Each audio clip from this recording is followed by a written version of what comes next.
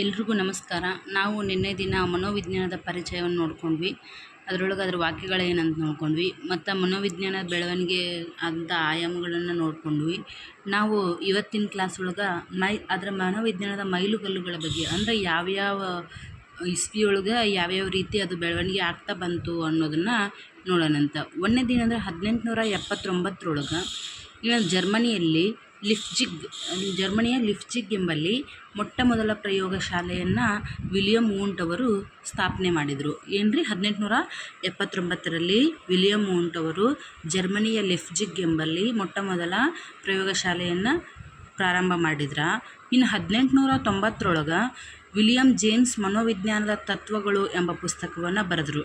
ನೋಡ್ರಿ, William James ಏನು ಮಾಡಿದರು? ವಿಲಿಯಂ ವೂಂಟ್ ಜರ್ಮನಿಯ ಲಿಫ್ಜಿಗ್ ಎಂಬಲ್ಲಿ ಮೊಟ್ಟ ಮೊದಲ ಪ್ರಯೋಗಶಾಲೆಯನ್ನು ತೆರೆದ್ರ. 1890 ವಿಲಿಯಂ ಜೇಮ್ಸ್ ಅವರು ಮನೋವಿಜ್ಞಾನದ ತತ್ವಗಳು ಪ್ರಿನ್ಸಿಪಲ್ಸ್ ಆಫ್ ಸೈಕಾಲಜಿ ಎಂಬ ಪುಸ್ತಕವನ್ನು ಪ್ರಕಟಣೆ ಮಾಡ್ತಾರೆ. ಇನ್ನು 1895 ರಚನಾವಾದ ಮನೋವಿಜ್ಞಾನದ ಒಂದು ಅಂಗವಾಗಿ ರೂಪುಗೊಂಡು. ರಚನಾವಾದ ಏನೈತಲ್ರಿ, ಮನೋವಿಜ್ಞಾನದ ಒಂದು ಅಂಗವಾಗಿ ರೂಪುಗೊಂಡು ಅಂತಂದು ಹೇಳ್ಬೋದು. ಇನ್ನು 1900 ಏನಾತಪ್ಪ ಅಂತಂದ್ರೆ ಸಿಗ್ಮಂಡ್ ಫ್ರಾಯ್ಡ್ ಅವರು ಮನೋವಿಶ್ಲೇಷಣಾವಾದವನ್ನು ಮಂಡಿಸಿದರು. ಏನು ಮಾಡಿದರು ರೀ? 1900 ಸಿಗ್ಮಂಡ್ ಫ್ರಾಯ್ಡ್ರವರು ಮನೋವಿಶ್ಲೇಷಣಾವಾದವನ್ನು ಮಂಡಿಸಿದರು ಅಂತಂದು ಹೇಳ್ಬೋದು. ಇನ್ನು 1916 ಏನಾತಪ್ಪ ಅಂತಂದ್ರೆ ಭಾರತದ ಕೋಲ್ಕತ್ತಾ ವಿಶ್ವವಿದ್ಯಾಲಯದಲ್ಲಿ ಪ್ರಥಮ ಬಾರಿಗೆ ಮನೋವಿಜ್ಞಾನ ವಿಭಾಗವನ್ನು ಆರಂಭಿಸಲಾಯಿತು. ನೋಡ್ರಿ, ಕನ್ಫ್ಯೂಸ್ ಆಗಬೇಡ್ರಿ. 1916 ಭಾರತದೊಳಗೆ ಕೋಲ್ಕತ್ತಾ ವಿಶ್ವವಿದ್ಯಾಲಯದಲ್ಲಿ ಪ್ರಥಮ ಬಾರಿಗೆ ಮನೋವಿಜ್ಞಾನ ವಿಭಾಗವನ್ನು ಪ್ರಾರಂಭಿಸಿದ್ರು ರೀ. ಈಗೇನತ್ರಿ, ನಮ್ಮ ಭಾರತದೊಳಗೆ 1916 ಮನೋವಿಜ್ಞಾನ ವಿಭಾಗ ಪ್ರಾರಂಭವಾಯಿತು ಅಂತ ನಾವು ಹೇಳ್ಬೋದು. ಇನ್ನು 1924 ವಾಟ್ಸನ್ ವರ್ತನವಾದ ಎಂಬ ಗ್ರಂಥವನ್ನು ಬರೆತನ್ರಿ, ಪ್ರಕಟಿಸಿದನು. ಯಾರು? ವಾಟ್ಸನ್ ಅವರು 1924 ವರ್ತನವಾದ ಎಂಬ ಗ್ರಂಥವನ್ನು ಪ್ರಕಟಣೆ ಮಾಡಿದರು ಅಂತಂದು ಹೇಳ್ಬೋದು. ಇನ್ನು 1928 NN ಸೇನಗುಪ್ತ ಮತ್ತು ರಾಧಾ ಕಮಲ್ ಮುಖರ್ಜಿ ಸಾಮಾಜಿಕ ಮನೋವಿಜ್ಞಾನ ಎಂಬ ಪುಸ್ತಕವನ್ನು ಪ್ರಕಟಿಸಿದರು. ಏನ್ರಿ? 1928 NN ಸೇನಗುಪ್ತ ಮತ್ತು ರಾಧಾ ಕಮಲ್ ಮುಖರ್ಜಿ ಅವರು ಸಾಮಾಜಿಕ ಮನೋವಿಜ್ಞಾನ ಎಂಬ ಪುಸ್ತಕವನ್ನು ಪ್ರಕಟಿಸಿದರು ಅಂತಂದು ಹೇಳ್ಬೋದು.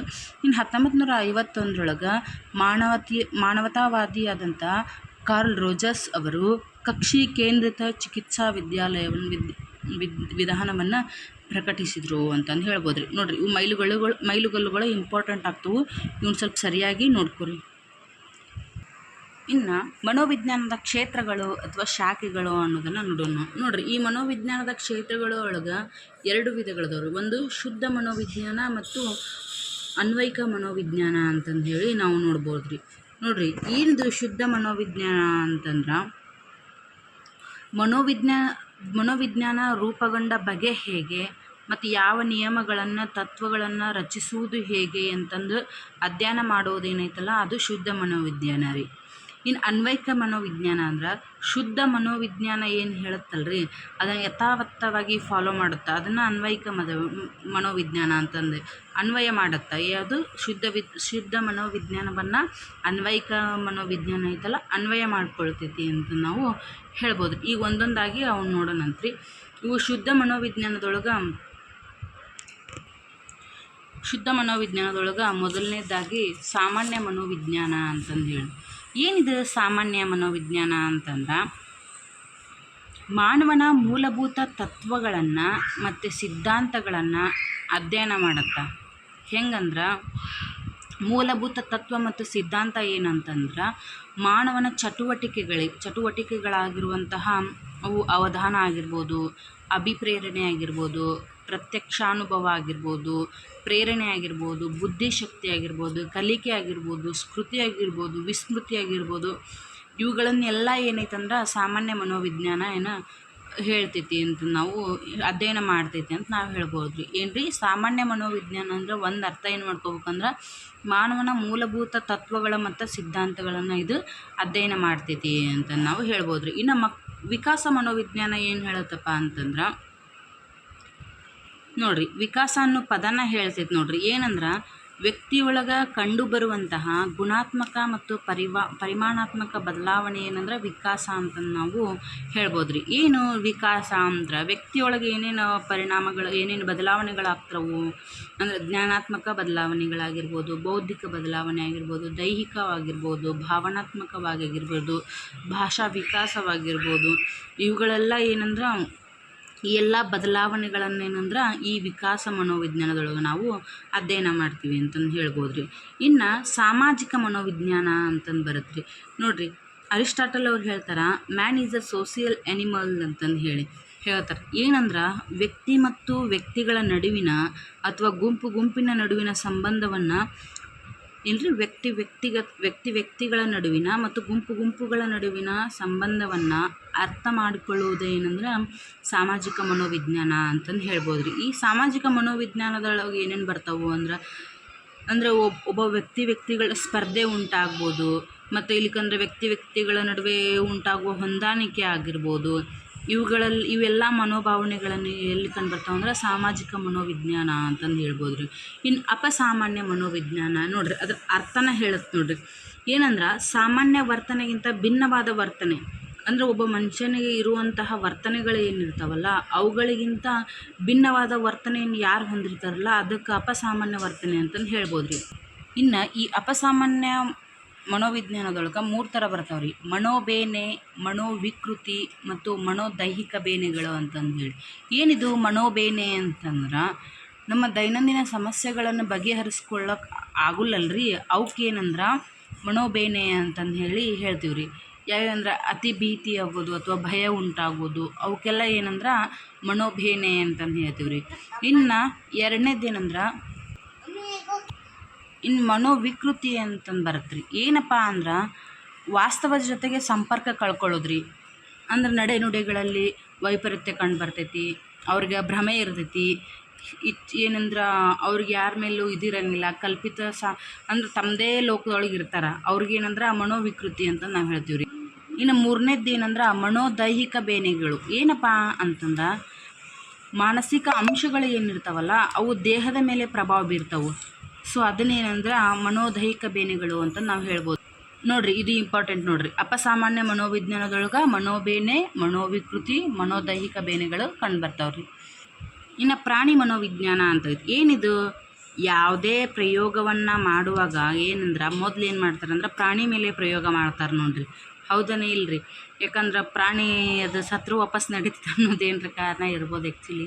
ಯಾಕಂದ್ರೆ ಎಲ್ಲರೂ ತಮ್ಮ ಪ್ರಯೋಗವನ್ನು ಏನಂದ್ರೆ ಫಸ್ಟ್ ಪ್ರಾಣಿ ಮೇಲೆಲ್ಲ ಮಾಡ್ಯಾರ. ಎಕ್ಸಾಂಪಲ್ ಅಂದ್ರೆ ನಾವು ತಾಂಡೈಕರು, ಬೆಕ್ಕು ಮತ್ತು ಸ್ಕಿನ್ನರ್ ಅವ್ರ ಪಾರಿವಾಳ ಮತ್ತು ಇಲಿಗಳ ಮೇಲೆ ಏನು ಪ್ರಯೋಗ ಮಾಡಿದ್ರಲ್ರಿ ಅದನ್ನು ನಾವು ನೋಡ್ಬೋದು ರೀ. ಇನ್ನು ಚಿಕಿತ್ಸಕ ಮನೋವಿಜ್ಞಾನ. ಏನಿದು ಚಿಕಿತ್ಸಕ ಮನೋವಿಜ್ಞಾನ ಅಂದ್ರೆ ಈ ಅಪಸಾಮಾನ್ಯ ಮನೋವಿಜ್ಞಾನ ಅಂತಂದು ಏನು ನೋಡಿದ್ವಲ್ಲ ಅವುಗಳ ಯಾಕೆ ಈ ರೀತಿ ಆಯ್ತು, ಅವ್ರ ಮಾನಸಿಕ ಸಮಸ್ಯೆಗಳು ಏನು, ಅವುಗಳಿಗೇನು ಪರಿಹಾರ ಕೊಡಬೇಕು ಅನ್ನೋದಕ್ಕೆ ಏನಂದ್ರೆ ಅಧ್ಯಯನ ಏನು ಮಾಡ್ತೀವಲ್ಲ ಅದಕ್ಕೆ ಚಿಕಿತ್ಸಾ ಮನೋವಿಜ್ಞಾನ ಅಂತ ನಾವು ಹೇಳ್ಬೋದು ರೀ. ಈ ಚಿಕಿತ್ಸಕ ಮನೋವಿಜ್ಞಾನಕ್ಕೆ ಏನಂದ್ರೆ ನೈದಾನಿಕ ಮನೋವಿಜ್ಞಾನ ಅಂತಲೂ ಕೂಡ ಕರೀತಾರೆ ನೋಡಿರಿ. ಇನ್ನು ಶೈಕ್ಷಣಿಕ ಮನೋವಿಜ್ಞಾನ. ಏನಿದು ಶೈಕ್ಷಣಿಕ ಮನೋವಿಜ್ಞಾನ? ಇದೇನಂದ್ರೆ ಕಲಿಕೆ ಮತ್ತು ಬೋಧನಾ ವಿಧಾನದ ಬಗ್ಗೆ ತಿಳಿಸ್ಕೊಡ್ತೈತ್ರಿ. ಅಂದ್ರೆ ಇದರಲ್ಲಿ ಏನು ಕಲಿಕೆಯೊಳಗೆ ಕಂಡುಬರುವಂಥ ಸಮಸ್ಯೆಗಳಿಗೆ ಪರಿಹಾರವನ್ನು ನೀಡೋದು ಅಂತಂದು ಹೇಳ್ಬೋದು ರೀ. ವಿದ್ಯಾರ್ಥಿಗಳು ಯಾವುದೋ ಒಬ್ಬ ವಿದ್ಯಾರ್ಥಿ ಪ್ರತಿಭಾವಂತ ಆಗಿರ್ತಾನೆ, ಅದರ ಕಳಪೆ ಪ್ರದರ್ಶನವನ್ನು ನೀಡ್ತಿರ್ತಾನೆ. ಆ ಟೈಮಿನೊಳಗೆ ಶಿಕ್ಷಕನಾದವನು ಅದಕ್ಕೇನು ಕಾರಣ, ಅವನು ಯಾಕೆ ಆ ರೀತಿ ಆದ ಅನ್ನೋದ್ರ ಬಗ್ಗೆ ತಿಳ್ಕೊಳ್ಳುವ ಪ್ರವೃತ್ತಿಯನ್ನು ಬೆಳೆಸುವುದು ಇದರಲ್ಲಿ ಬರ್ತೈತಿ ಅಂತ ಹೇಳ್ಬೋದು. ಇನ್ನು ಸೈನಿಕ ಮನೋವಿಜ್ಞಾನ. ಇದೇನಂದ್ರೆ 1914-18 ಮಧ್ಯದಲ್ಲಿ ಇದನ್ನು ಬಳಸಿದ್ರು. ಬಟ್ ಈಗ ಅಂದರೆ ಸೈನಿಕ ವೃತ್ತಿ ಒಳಗಿರುವಂಥವ್ರು ಅವ್ರ ಮಾನಸಿಕವಾಗಿ ಹೇಗಿರ್ತಾರೆ ಅದ್ರ ಬಗ್ಗೆ ಅಧ್ಯಯನ ಮಾಡೋದು ಅಂತ ನಾವು ಹೇಳ್ಬೋದು. ಇನ್ನು 9ನೇದ್ದು ಆಪ್ತ ಸಲಹೆ ಮನೋವಿಜ್ಞಾನ. ಅಂದ್ರೆ ಯಾವುದೇ ಒಂದು ಸಮಸ್ಯೆಯನ್ನು ತೆಗೆದುಕೊಂಡು ಬಂದಂಥ ವ್ಯಕ್ತಿಗೆ ಶಿಕ್ಷಕ ಅಥವಾ ಬೋಧಕನ ಹತ್ರ ಒಬ್ಬ ವ್ಯಕ್ತಿ ಬಂದಾಗ, ಶಿಕ್ಷಕನ ಅಂತಲೇ ಹೇಳಬಾರ್ದು, ಯಾರ ಹತ್ರನಾದರೂ ಬಂದಾಗ ಆ ಸಮಸ್ಯೆಗೆ ಪರಿಹಾರ ಏನು ಕೊಡ್ತಾರಲ್ರಿ ಅದಕ್ಕೇನಂದ್ರೆ ಆಪ್ತ ಸಲಹೆ ಮನೋವಿಜ್ಞಾನ ಅಂತಂದು ಹೇಳಿ ನಾವು ಹೇಳ್ಬೋದು ರೀ. ಈ ಆಪ್ತ ಸಲಹೆ ಮನೋವಿಜ್ಞಾನದೊಳಗೆ 3 ವಿಧಾನಗಳದಾವ ಅಂತ ನಾವು ಹೇಳ್ಬೋದು. ಯಾವುದಂದ್ರೆ ಅನಿರ್ದೇಶಿತ ಸಲಹೆ, ಯಾವುದೇದ್ರಿ ಇದ್ರೊಳಗೆ 3 ವಿಧಾನಗಳದಾವ ನೋಡ್ರಿ. ಯಾವುದ್ಯಾವುದು? ನಿರ್ದೇಶಿತ ಸಲಹೆ,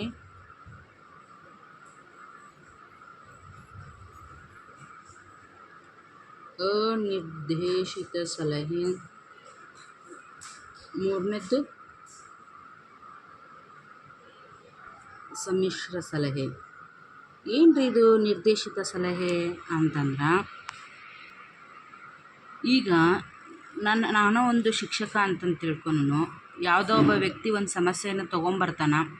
ಅದಕ್ಕೇನಂದ್ರೆ ನಾನೇ ಯೋಚನೆ ಮಾಡಿ ಅದಕ್ಕೆ ಸರಿಯಾಗಿ ನಾವು ಒಂದು ಸಲಹೆಯನ್ನು ನೀಡ್ತೀವಲ್ಲ, ಅದಕ್ಕೆ ನಿರ್ದೇಶಿತ ಸಲಹೆ ಅಂತಂದು.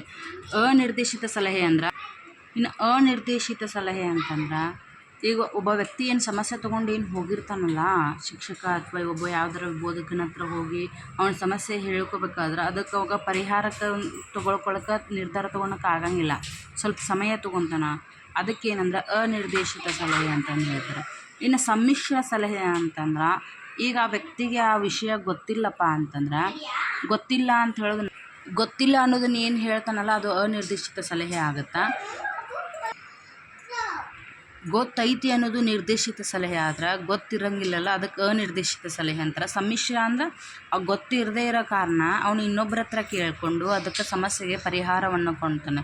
ಒಬ್ಬರಿಂದ ಅಥವಾ ಇಬ್ಬರು ವ್ಯಕ್ತಿಗಳು ಸೇರಿ ಅದನ್ನು ಸಲಹೆಯನ್ನು ಕೊಡ್ತಾರೆ. ಸೊ ಅದಕ್ಕೇನಂದ್ರೆ ಸಮ್ಮಿಶ್ರ ಸಲಹೆ ಅಂತ ನಾವು ಹೇಳ್ಬೋದು ರೀ. ನೋಡಿರಿ, ಇವೆಲ್ಲ ಏನಂದ್ರೆ ಮನೋವಿಜ್ಞಾನದ ಕ್ಷೇತ್ರಗಳು ಅಥವಾ ಶಾಖೆಗಳು ಅಂತ ನಾವು ನೋಡಿದ್ವಿ. Okay, thank you friends.